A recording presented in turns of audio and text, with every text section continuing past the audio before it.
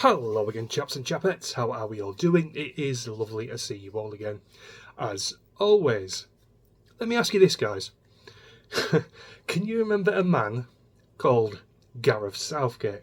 I'm sure you all can. The prat in the waistcoat, the ex-England football manager.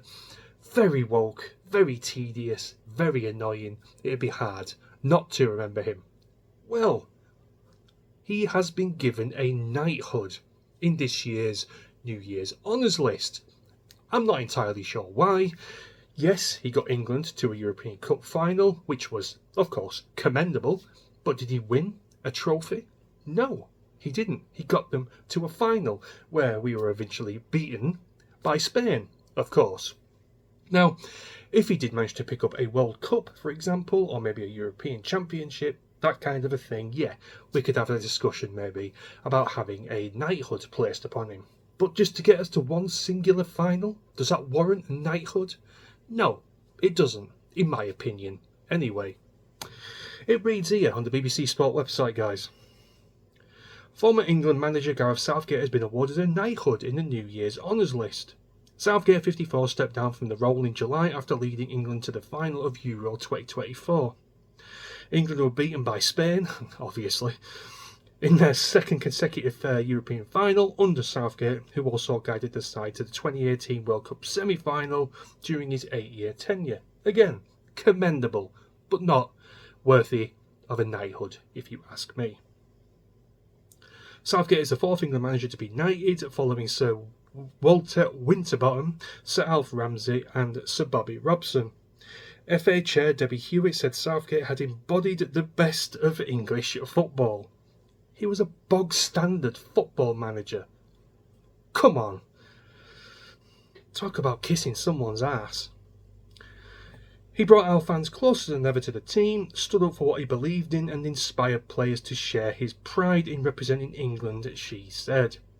It has been a privilege to know the man and the manager. All of us who have experienced his thoughtfulness, dedication and leadership are delighted with this wonderful news. And let's not also forget about Gareth Southgate, his stance on the Marxist organisation Black Lives Matter, and of course St George Floyd, getting his players to take the knee at any goddamn opportunity that would arise to him. And of course, giving medical advice to the public during their COVID lockdowns, telling people to get a vaccine. He is a football manager, giving people medical advice.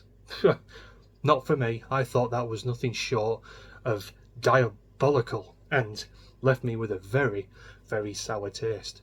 It's evident really, guys, that they're just throwing out knighthoods to anybody now.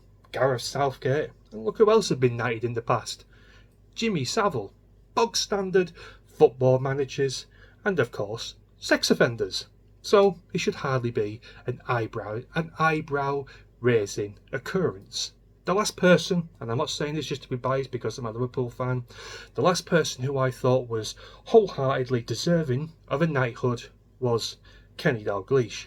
His work with the families following Hillsborough was nothing short of exemplary. His various charity work that he's done around the city of Liverpool is also exemplary. And of course, his contribution over decades and decades within the sport of football has been second to none. Fully deserved of a knighthood. That's who you should be knighting. Someone who's made a massive contribution to charity and to sport. And he's also won trophies during his tenure as a football manager. Gareth Southgate never did. It shouldn't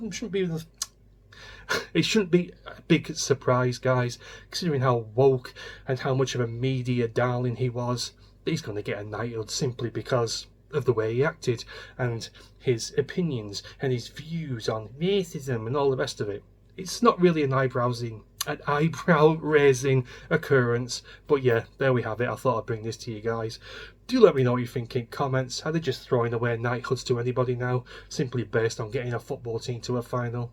It would certainly seem so. Let me know what you think in comments. I hope you all have a great New Year's Eve, and don't drink too much, you will get a hangover, and yeah, I'll see you in 2025. Cheers, guys. See you later.